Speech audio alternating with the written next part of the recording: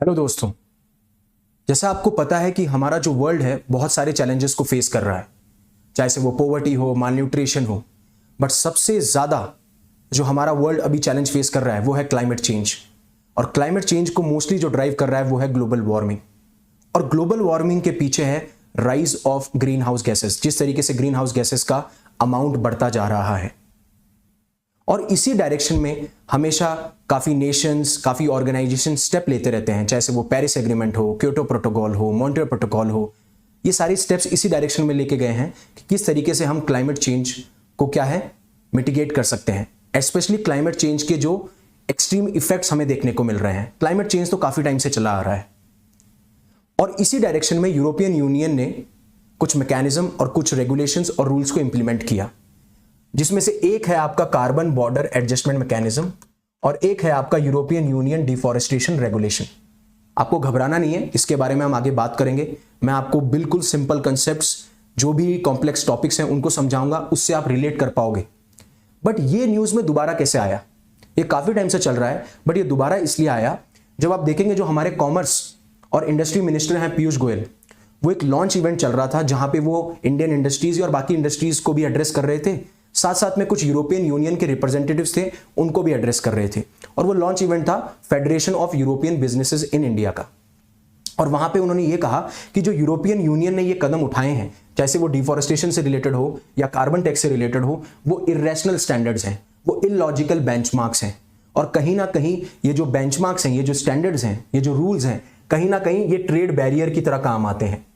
Trade barrier का मतलब जब भी कोई दो कंट्रीज अपने आपस में ट्रेड करती हैं तो कहीं ना कहीं ये एक, क्या बोल सकते हो उसको, एक बैरियर बन सकता है हमारे बीच में, जिससे कि ट्रेड जो है वो स्मूथ और इफेक्टिव ना हो। और आपको पता है जिस तरीके से वर्ल्ड ट्रेड ऑर्गेनाइजेशन, जो एक ऑर्गेनाइजेशन है, वो ये इंश्योर करती है कि नेशंस के बीच में जो हो ट्रेड हमेशा स्मूथ चले। ठीक है, होपफुली आपको अब तक समझ में आ गया होगा।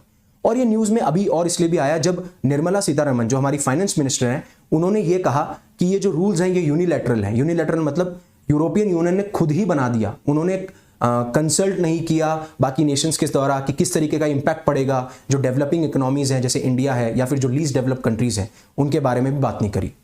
तो हम इन सारे टॉपिक के बाद में बात करेंगे। क्लाइमेट चेंज क्या है, क्लाइमेट जस्टिस क्या है, कार्बन लीकेज क्या है, यूरोपियन यूनियन के क्या पॉलिसीज हैं, किस तरीके से ये ट्रेड बैरियर के रूप में सामने आता है। सो हेलो, मेरा नाम है युवराज सिंह शेखावत और आपका बहुत बहुत स्वागत है करंट अफेयर्स डिकोडेड पे। तो चलिए हम शुरू करते हैं। तो जिस तरीके से मैंने आपको बोला कि जो भी यूरोपियन यूनियन के डिफॉरेस्टेशन और कार्बन टैक्स रूल्स हैं, उनको हमारे कॉमर्स और मिनिस्ट्री बोलते हैं कि ये एक तो अनफेयर है और ये उसके बाद में इरेशनल स्टैंडर्ड्स हैं, इलॉजिकल है और कहीं ना कहीं ये ट्रेड बैरियर को प्रमोट करते हैं। इस बारे में बात की गई और साथ साथ में ये भी कहा कि जो यूरोपियन यूनियन ने ये प्रपोज किया है कार्बन बॉर्डर टैक्स, क्योंकि कार्बन बॉर्डर एडजस्टमेंट मैकेनिज्म में क्या हो रहा है, कार्बन बॉर्डर टैक्स लग रहा है। अभी हम इसके बारे में भी जानेंगे। तो ये जो है ये पेरिस एग्रीमेंट है उसके अगेंस्ट भी है। तो अब हम ये सब जानेंगे। आपके लिए बहुत जरूरी हो जाता है कि आप कभी भी किसी आर्टिकल को आइसोलेशन में ना पढ़ें। ठीक है, होपफुली आपको यहां तक समझ में आ गया है कि क्यों ये न्यूज में आया है। और मैंने आपको बोला जिस तरीके से फेडरेशन ऑफ यूरोपियन बिजनेस को वो एड्रेस कर रहे थे। और साथ साथ में ये भी कहा गया कि जो मेजर एग्रीकल्चर एक्सपोर्टिंग कंट्रीज हैं, चाहे वो इंडिया हो, ब्राजील हो, यूनाइटेड स्टेट्स हो, कहीं ना कहीं वो ऑब्जेक्ट करते हैं जो भी यूरोपियन यूनियन के आपके डिफॉरेस्टेशन रेगुलेशन है उनके अगेंस्ट भी। सेम मैंने आपको बताया कि किस तरीके से निर्मला सीतारमण जी ने भी बोला कि ये आर्बिट्री हैं, ये रैंडम लॉज हैं और ये यूनिलैटरली इन्होंने डिसाइड कर लिए, अपने लेवल पे ही इन्होंने डिसाइड कर लिए। ठीक है, अब आगे पढ़ने से पहले अगर आप अपनी यूपीएससी की तैयारी को कॉम्प्रहेंसिव बनाना चाहते हैं तो अनअकैडमी आपके लिए कोर्स लेके आया है 24,999 का। अगर आपको इसको डिस्काउंट चाहिए तो आप UV50 आप कोड अवेल कर सकते हो। हमने 2023 में 70% सिलेक्शंस दिए हैं। हम कंप्लीट कॉम्प्रहेंसिव तैयारी कराते हैं GS CSET टेस्ट सीरीज की। अनलिमिटेड एक्सेस मिलता है, जो कि सबसे बड़ी स्पेशलिटी है अनअकैडमी कोर्सेज की, कि अगर आप इंग्लिश बैच में एनरोल होते हैं तो आपके पास में इंग्लिश टीचर का भी एक्सेस रहेगा, आपके पास में हिंदी जो टीचर्स हैं उनका भी एक्सेस रहेगा, उनके भी कोर्सेज का एक्सेस रहेगा।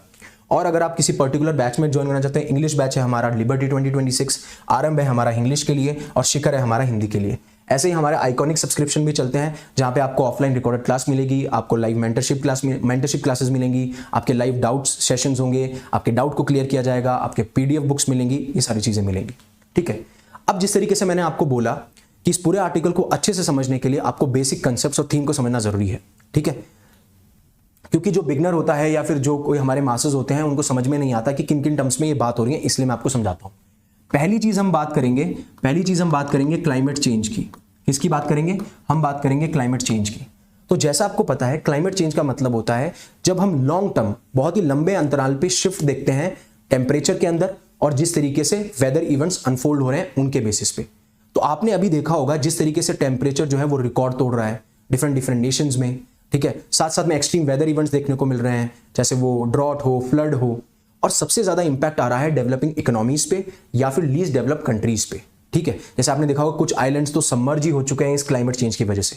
अब ये क्लाइमेट चेंज पहले भी हुआ करते थे, ऐसा नहीं क्लाइमेट चेंज अभी होने लगे, बट मोस्टली क्लाइमेट चेंज जो होते हैं वो नेचर की वजह से होते हैं। जैसे कि सन की जो लाइट रेज है उनकी इंटेंसिटी की बढ़ने की वजह से, जैसे पहले अर्थ जो था वो इनहॉस्पिटेबल था, मतलब हमारे लिए रहने लायक नहीं था, बट सन की कुछ ऐसी एक्टिविटीज हुई, वॉल्केनिक इरप्शंस हुए, उसकी वजह से जो हमारा अर्थ है वो हॉस्पिटेबल बना।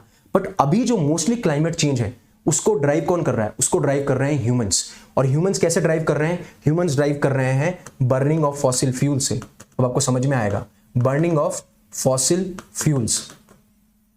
बर्निंग ऑफ फॉसिल फ्यूल्स मतलब कोल हो गया, ऑयल हो गया, गैस हो गया, इनके बर्निंग से हो क्या रहा है? इनके बर्निंग से हो रहा है, इनके बर्निंग से एमिट हो रही हैं क्या? एमिट हो रही हैं ग्रीन हाउस गैसेस। और इन ग्रीन हाउस गैसेस में मोस्टली कौन सी है? मोस्टली है कार्बन डाइऑक्साइड और मीथेन। और इन ग्रीन हाउस गैस के एमिशन की वजह से क्या हो रहा है? इन ग्रीन हाउस गैस की वजह से हो रहा है ग्लोबल वार्मिंग। इसी वजह से टेम्परेचर्स हमें देखने को मिल रहे हैं रिकॉर्ड लेवल पे हमें टेम्परेचर्स देखने को मिल रहे हैं, जिस तरीके से रिकॉर्ड सेट किए जा रहे हैं, टूट जा रहे हैं, ठीक है। और इन्हीं वजह से हमें एक्सट्रीम इवेंट्स देखने को मिल रहे हैं एटमॉस्फेयर के अंदर, चाहे से वो आपका ड्रॉट हो, फ्लड्स हो। तो होपफुली आपको समझ में आया होगा क्लाइमेट चेंज किस वजह से हो रहा है और मैन इसके पीछे मोस्टली रिस्पॉन्सिबल है। और अब ये क्लाइमेट चेंज मैन मेड है, अगर ये नेचर ड्राइव कर रहा होता तो शायद हमें इतनी चीजें नहीं देखने को मिलती, ठीक है। और क्लाइमेट चेंज इतना मोस्ट प्रेसिंग इशू भी हमारे लिए नहीं होता। दूसरी बात यह आती है कि क्लाइमेट चेंज में आपने देखा burning of fossil fuel, global warming. दूसरी आती है बात क्लाइमेट इनजस्टिस की। क्लाइमेट इनजस्टिस की, अब क्लाइमेट इनजस्टिस क्या है? क्लाइमेट इनजस्टिस ये है कि जो आज के टाइम पे जो डेवलप्ड कंट्रीज हैं वो काफी टाइम से, बिकॉज उनके वो डेवलप्ड इकोनॉमीज इसलिए हैं उनके पास में पैसा ज्यादा है, उनके पास में फाइनेंशियल रिसोर्सेज ज्यादा हैं, उनके पास में टेक्नोलॉजी ज्यादा है। तो इनिशियली हुआ क्या कि क्लाइमेट इनजस्टिस में यह बात की जाती है कि किस तरीके से developed economies versus developing economy या फिर आपका लीस्ट डेवलप्ड कंट्रीज के बीच में हमें एक डिफरेंस देखने को मिलता है क्लाइमेट लेवल पे। क्योंकि ये कंट्रीज ऑलरेडी डेवलप हो चुकी हैं तो इन्होंने जितना कार्बन एमिशन करना था वो ये कर चुकी हैं। साथ साथ में इन्होंने अपने फाइनेंशियल रिसोर्सेज को भी डेवलप कर लिया, टेक्नोलॉजी को भी डेवलप कर लिया। बट अगर डेवलपिंग इकोनॉमीज को और लीस्ट डेवलप कंट्रीज को अगर डेवलपमेंट के पाथ पे चलना है और डेवलप्ड इकोनॉमी बनना है तो इनको अभी एमिशन करना पड़ेगा, ठीक है, ग्रो करने के लिए, ठीक है। जैसे उनकी मैन्युफैक्चरिंग इंडस्ट्रीज हो, कुछ भी हो, वहां पे इनको जरूरत पड़ेगी, इलेक्ट्रिसिटी जनरेट करनी पड़ेगी। अब ना तो इनके पास में इतना पैसा है, ठीक है, और ना ही इनके पास में उतनी टेक्नोलॉजी है जितनी इनके पास है, ठीक है। तो ये क्लाइमेट इनजस्टिस ऐसे हुआ कि इन्होंने अपना ग्रीन हाउस गैस एमिशन जितना करना था उन्होंने कर लिया और ये डेवलप हो गए, बट हम डेवलप नहीं हो पाए। तो इसको हम क्लाइमेट इनजस्टिस कहते हैं। और उस वजह से हो क्या रहा है कि अब ये बोला जा रहा है कि अब दोनों की रिस्पॉन्सिबिलिटी बराबर है। दोनों की रिस्पॉन्सिबिलिटी क्या है? बराबर है क्लाइमेट चेंज को एड्रेस करने की। बट ऐसा तो पॉसिबल नहीं है, ये तो इनजस्टिस हो गया। आपने जब तक फायदा उठाना था रिसोर्सेज का आपने उठा लिया। तो यही चीज हमें देखने को मिलती है, इसे हम क्लाइमेट इनजस्टिस कहते हैं, ठीक है। अब मैं बात करता हूं पेरिस एग्रीमेंट की, ठीक है। मैं आपको सारे टर्म्स बता, पेरिस एग्रीमेंट की। अब पेरिस एग्रीमेंट की जब मैं बात करता हूं तो पेरिस एग्रीमेंट में सबसे इंपॉर्टेंट ये आता है कि हमने ये बोला था कि एक कंसेप्ट है यहां पे, पेरिस एग्रीमेंट एनकरेज करता है डेवलप कंट्रीज को कि आप जो हैं आप क्या करेंगे, आप $100 बिलियन, जिस तरीके से मैंने आपको बोला ना क्लाइमेट इनजस्टिस हुआ है, तो आप 100 बिलियन कंट्रीब्यूट करेंगे जो कि developed economies plus least developing countries के पास में जाएगा, जिससे कि वो धीरे धीरे ऐसे स्टेप्स ले सकें, धीरे धीरे उनके पास में फाइनेंशियल रिसोर्सेज हों, जिससे कि हम जो क्लाइमेट चेंज की प्रॉब्लम है उसको एड्रेस कर पाएं। क्योंकि आपके पास में पैसा ज्यादा है और आप आपने जो है आप तो डेवलप हो गए और आपको जितना ग्रीन हाउस गैस एमिशन करना था वो आपने कर लिया। दूसरा एक कंसेप्ट आता है कॉमन बट डिफरेंशिएटेड रिस्पॉन्सिबिलिटीज। मतलब कि हमारी कॉमन रिस्पॉन्सिबिलिटी तो यह है कि हम क्लाइमेट चेंज को एड्रेस करेंगे, बट डिफरेंशिएटेड रिस्पॉन्सिबिलिटीज है। क्यों? ये भी क्लाइमेट इनजस्टिस की वजह से ही है। क्योंकि डेवलप कंट्रीज ने क्या किया, डेवलप कंट्रीज ने तो एमिशंस कर लिए अपने लेवल पे और डेवलप्ड हो गए, बट अभी हमें डेवलप होना है तो हमारी डिफरेंशिएटेड रिस्पॉन्सिबिलिटी, हमारी रिस्पॉन्सिबिलिटीज जो है वो डिफर करती हैं, ठीक है, हमारी रिस्पॉन्सिबिलिटीज डिफर करती हैं। फिर भी आप देखेंगे कि इंडिया जो है वो क्लाइमेट चेंज की तरफ क्लाइमेट चेंज को एड्रेस करने के लिए बहुत प्रोग्रेसिवली मूव कर रहा है। जैसे बाकी डेवलप कंट्रीज ने अपना नेट जीरो एमिशन 2050 की डेडलाइन सेटअप की है, तो इंडिया जो कि बहुत टाइम बाद आजाद हुआ, अभी डेवलपिंग इकोनॉमी है, उन्होंने अपना नेट जीरो एमिशन 2070 में बोला है। देखिए सिर्फ 20 साल का डिफरेंस है। और आप देखेंगे कि ये जो नेशंस है कितने पहले आजाद हो चुके थे, कितने पहले इन्होंने ग्रीन हाउस गैस एमिशन करके डेवलप कंट्रीज बन चुके थे, फिर भी इंडिया जो है प्रोग्रेसिवली बहुत स्टेप्स ले रहा है, चाहे वो ग्रीन हाइड्रोजन की तरफ हो, चाहे वो सोलर एनर्जी की तरफ हो, चाहे वो रिन्यूएबल एनर्जी में क्या नाम है इन्वेस्ट करना हो, अवेयर करना हो मासेस को, ये सारी चीजें हमें देखने को मिलती हैं। तो जिस तरीके से हमने क्लाइमेट चेंज देखा, ग्लोबल वार्मिंग देखी, क्लाइमेट इंजस्टिस देखा और उसके अंदर में पेरिस एग्रीमेंट देखा, और यही पीयूष गोयल साहब बोलते हैं कि जो जिस तरीके से यूरोपियन यूनियन के जो रूल्स एंड रेगुलेशन है वो कहीं ना कहीं पेरिस एग्रीमेंट को वायलेट करते हैं। अभी तक आप देखेंगे तो सिर्फ ये 2022 में ही ये पैसा अलॉट हुआ है, उससे पहले नहीं हुआ, और बोला गया था कि 2020 के बाद में हर साल ये पैसा अलॉट किया जाएगा। ठीक है, अब आपकी जो रिस्पॉन्सिबिलिटीज थी उसका इंपैक्ट हमें देखने को मिल रहा है, वो कैसे देखने को मिल रहा है उसके बारे में हम बात करेंगे। ठीक है, फिर अब अगला जो कंसेप्ट आता है वो आता है कार्बन लीकेज का। ठीक है, यहां से कहानी शुरू होती है इन चीजों की, कार्बन लीकेज। ठीक है, अब जब मैं कार्बन लीकेज की बात करूंगा तो आपको यह समझना पड़ेगा, जैसे कि मान लीजिए एक डेवलप कंट्री है, वहां पे कुछ मैन्युफैक्चरिंग एस्टेब्लिशमेंट सेटअप है। ठीक है, अब ये जो कंट्रीज हैं यहां पे जो कानून है, एनवायरमेंटल लॉज हैं, वो थोड़े स्ट्रिंजेंट हैं, वो थोड़े कड़े हैं। उसकी वजह से ये होता है कि अगर ये ज्यादा कार्बन एमिट करेंगे, क्योंकि आपको भी पता है कि अगर आप कुछ मैन्युफैक्चर कर रहे हो तो आपको लगेगी इलेक्ट्रिसिटी। वो इलेक्ट्रिसिटी कहां से जनरेट हो रही है? वो इलेक्ट्रिसिटी हो रही है जनरेट कोल से। अगर आप डेवलप्ड इकोनॉमी हो तो ज्यादा से ज्यादा आप रिन्यूएबल एनर्जी का यूज कर लोगे, न्यूक्लियर एनर्जी का यूज कर लोगे, बट कहीं ना कहीं आपके ऊपर कोल की डिपेंडेंसी भी होगी। ठीक है, तो इनके ऊपर एक कैपिंग होती है। कैपिंग का मतलब होता है कि इनके ऊपर एक कैपिंग होती है कि आप इतना कार्बन एमिट करोगे तो ठीक है, लेकिन अगर उससे ऊपर कार्बन आपने एमिट किया तो आप पे लगेगा कार्बन टैक्स। अगर आप पे कार्बन टैक्स लगेगा, जैसे हम प्रोडक्ट्स पे टैक्स लगाते हैं, अगर आप पे कार्बन टैक्स लगेगा तो आपके प्रोडक्ट्स क्या हो जाएंगे? आपके प्रोडक्ट्स हो जाएंगे महंगे। तो क्या करती हैं ये कंपनीज, क्या करती हैं, ऐसी कंट्रीज में अपनी सब्सिडरीज या अपनी मैन्युफैक्चरिंग एस्टेब्लिशमेंट आउटसोर्स कर देती हैं। ठीक है, बोल दिया, मान लीजिए किसी को आउटसोर्स कर दिया, किसी कंपनी को, मतलब दूसरे देश में मान लीजिए या तो अपनी सब्सिडरी खोल दी, या फिर क्या किया, दूसरी कंट्रीज में जहां पे कानून कड़े नहीं है, एनवायरमेंटल लॉस कड़े नहीं है, जहां पे कार्बन टैक्स नहीं देना पड़ता, उनको अपना काम आउटसोर्स कर दिया और उनसे सामान कर लिया इंपोर्ट। अब अगर सामान इंपोर्ट कर लिया तो ऑब्वियसली बात है जो कार्बन टैक्स पे कर रहे थे वो नहीं पे करेंगे, और इनके लिए क्या हो जाएगा? इनके लिए तो सस्ता हो गया, बट एट द एंड हो तो कार्बन एमिशन रहा ही है ना, एनवायरमेंट को तो ओवरऑल फर्क तो पड़ ही रहा है ना। ठीक है, तो इसी कंसेप्ट से आए और यूरोपियन यूनियन लेके आता है आपका कार्बन बॉर्डर एडजस्टमेंट मैकेनिज्म। ये एक ऐसा मैकेनिज्म है जो कार्बन लीकेज को एड्रेस करता है। मान लीजिए इन इंपोर्टर्स ने, ईयू के इंपोर्टर्स ने यहां से आउटसोर्स करके कुछ इंपोर्ट मंगाया, कुछ सामान मंगाया, कुछ ऐसे गुड्स मंगाए जो कि कार्बन इंटेंसिव थे, लेकिन फिर भी जो बेसलाइन, जो बेंचमार्क इन्होंने सेट कर रखा है कार्बन बॉर्डर एडजस्टमेंट मैकेनिज्म के द्वारा, अगर उस बेंचमार्क से ऊपर कार्बन एमिशन होता है इन प्रोडक्ट्स में, क्योंकि अगेन इनको पता होगा कि कितना कार्बन लगा है, कितना कार्बन एमिशन हुआ है उस प्रोडक्ट में, ये चीज सारी की सारी उनको पता होगी, जिसे हम कार्बन एम्बेडेड कार्बन एमिशन भी बोलते हैं। तो उसके बेसिस पे क्या होगा? टैक्स लगेगा, जिसे हम क्या बोल रहे हैं? Carbon border tax. क्यों बॉर्डर? बिकॉज एक कंट्री से दूसरी कंट्री की बॉर्डर क्रॉस हो रही है और उस जो भी प्रोडक्ट्स हम मंगा रहे हैं उसमें कुछ ना कुछ कार्बन एमिशन हुआ है, कार्बन प्रोडक्शन हुआ है, और उस वजह से हम उस पर टैक्स लगा रहे हैं। तो एक तो कार्बन लीकेज को एड्रेस करने के लिए, और दूसरा क्या नाम है, डोमेस्टिक मैन्युफैक्चरिंग कंपनीज है ईयू के अंदर, वो जो काम कर रही हैं, ठीक है, वो जो मैन्युफैक्चरिंग कर रही है, अगर मान लीजिए टैक्स नहीं लगाएंगे तो ये तो यहां पे कड़े कानून की वजह से क्या हो रहा है, इनको टैक्स देना पड़ रहा है, तो इनके लिए एक लेवल प्लेइंग फील्ड नहीं होगी। और यूरोपियन यूनियन ये कहता है कि हम कार्बन लीकेज को एड्रेस करना चाहते हैं। ये एक कोई ट्रेड बैरियर नहीं है, ये कोई टैरिफ नहीं है, ये एक हमारा एनवायरमेंटल पॉलिसी है। इसकी वजह से होगा ये कि एनवायरमेंट में जो क्लाइमेट चेंज है उसको एड्रेस कर पाएंगे, साथ साथ में जो नॉन ईयू कंट्रीज हैं वो कहीं ना कहीं कानून को कड़ा बनाएंगी और एनवायरमेंट को फायदा होगा। इस तरीके से बात करते हैं और लेवल प्लेइंग फील्ड हम करना चाहते हैं। तो आपको ये समझ में आया? ये आपको समझ में आ गया?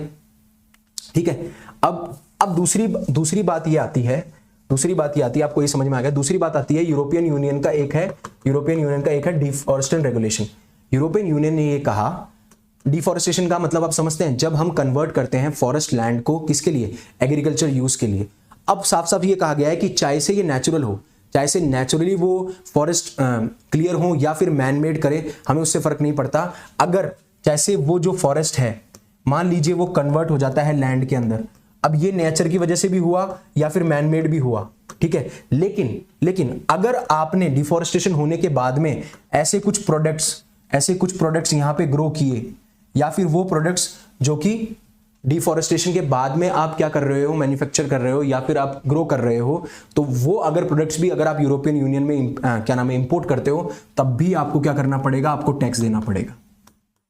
इसलिए हमारे जो पीयूष गोयल साहब हैं, इसलिए हमारे जो निर्मला सीतारमण मैम है, वो ये कहती हैं कि ये आर्बिट्री है, रैंडम है, यूनिलैटरल है, खुद ही डिसाइड कर लिया गया है। और साथ साथ में ये भी कहा जाता है कि हमारे जैसे नेशंस की वजह से, जो इंडिया, यूएस, ब्राजील है, वो ये कहते हैं कि एक ट्रेड बैरियर के तौर पे है, दूसरा ये हिपोक्रेसी है, क्योंकि आपको बोला क्लाइमेट इंजस्टिस वाला रूल, आपको जब क्या नाम है जब एमिशन करना था आपने कर लिया, और अब हमारी बारी आई तो आप हमें करने नहीं दे रहे हो, है ना। तो ये कहीं ना कहीं ट्रेड बैरियर है, क्लाइमेट इंजस्टिस है, आपकी हिपोक्रेसी दर्शाता है, ठीक है, ये सारी बातें होती हैं। तो जिस तरीके से मैंने बोला कि यूरोपियन यूनियन ने क्या किया था, 2023 में कार्बन बॉर्डर एडजस्टमेंट मैकेनिज्म को अप्रूव किया था सहमति से, जो उनके नेशंस हैं, और उसके बाद में उन्होंने बोला कि हम 2023 से लेकर 2025 तक हम इसको ट्रांजिशन फेज में चलाएंगे, और जनवरी 2026 से ये ऑफिशियली लागू हो जाएगा। और साथ साथ में चाइना, साउथ इंडिया, ये जो है ये इसको अपोज भी करते हैं। और जो यूरोपियन यूनियन डिफॉरेस्टेशन रेगुलेशन है, जिस सबसे मैंने आपको बताया है ना, डिफॉरेस्टेशन के बेसिस पर, डिफॉरेस्टेशन होने के बाद में अगर आप कोई भी प्रोडक्ट्स ग्रो करते हो तो क्या होगा, आपको टैक्स देना पड़ेगा अगर वो यूरोपियन यूनियन में आते हैं तो। और जो कवर्ड प्रोडक्ट्स हैं वो है coffee, leather, oil cake, paper, ये सारे के सारे हैं। और आपको मैं बताऊं, अगर आप इनके एक्सपोर्ट्स की बात करोगे तो इंडिया $1.3 बिलियन जो है इतना एक्सपोर्ट करता है, ठीक है। जो एक्सपोर्ट का अमाउंट है वो अराउंड 1.3 बिलियन है। और जब आप बात करोगे उन सेक्टर्स की जो कि कार्बन इंटेंसिव सेक्टर्स हैं, जैसे कि आप बात करो स्टील एक्सपोर्ट बहुत करता है यूरोपियन यूनियन को, है ना, फर्टिलाइजर बहुत करता है, आपका सीमेंट बहुत करता है, ये लगभग $8 बिलियन का एक्सपोर्ट होता है इंडिया से। तो ये कहीं ना कहीं इंडिया और यूरोपियन यूनियन में जो मार्केट है उसको, हमारी इंडस्ट्रीज को तो ये क्या नाम है हर्ट कर ही रहा है। साथ साथ में जो मार्केट है, जो WTO की एक हमेशा से एक एम रहा है कि फ्री और फेयर क्या नाम है ट्रेड हो नेशंस के बीच में, ऑर्गेनाइजेशन के बीच में, कहीं ना कहीं उस पॉलिसीज को भी ये हर्ट करता है। और आपने देखा कि जो कार्बन टैक्स के बारे में आज में बात करी, ठीक है। और लास्ट मंथ हुआ भी ये था कि इंडिया भी काफी टाइम से ये सोच रहा है कि हम भी क्या करें। रिटेलिएशन में इंडिया ने क्या किया, इंडिया ने कस्टम ड्यूटी लगा दी। कस्टम ड्यूटी का मतलब है कि ऐसे जो हम इंपोर्ट्स अगर यूरोपियन यूनियन से ले रहे हैं तो उनको हमें कस्टम ड्यूटी देनी पड़ेगी, ठीक है, हमें कस्टम ड्यूटी देनी पड़ेगी। और दूसरा, इंडिया ये भी सोच रहा है, प्लान कर रहा है कि कहीं ना कहीं जो इन्होंने हिस्टोरिकल लेवल पे एमिशंस किए हैं, जैसे मैंने आपको बोला क्लाइमेट इंजस्टिस में कि ये तो डेवलप्ड हो गए स्टार्टिंग में एमिशन कर कुरा के, तो हम उन हिस्टोरिकल एमिशंस को भी क्या करेंगे, फैक्टर इन लेंगे जब हम इनके प्रोडक्ट्स को इंपोर्ट कर रहे हैं। तो इस तरीके से कुछ प्लान चल रहे हैं, क्योंकि अभी तक क्या है, इंडिया और यूई जो है वो सहमति नहीं जता पाए हैं और किस तरीके से हमें आगे बढ़ना है।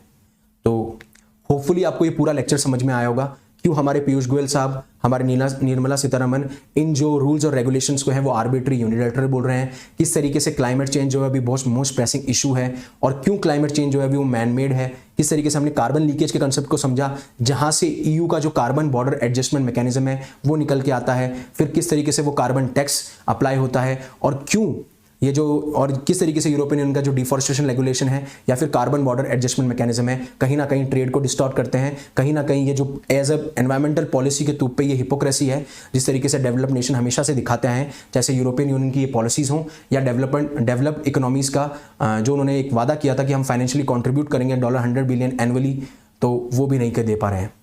तो होपफुली आपको ये लेक्चर पसंद आया होगा। अगर आपको पसंद आया तो प्लीज़ लाइक कीजिए। अगर आपको लगता है कि ये लेक्चर आपकी लाइफ में वैल्यू ऐड कर रहा है और इसी तरीके से ये किसी और की लाइफ में वैल्यू ऐड कर सकता है, तो प्लीज़ इसे शेयर कीजिए, और ऐसे ही रेगुलर कंटेंट के लिए आप इसे सब्सक्राइब कर सकते हो। Thank you very much for listening to me.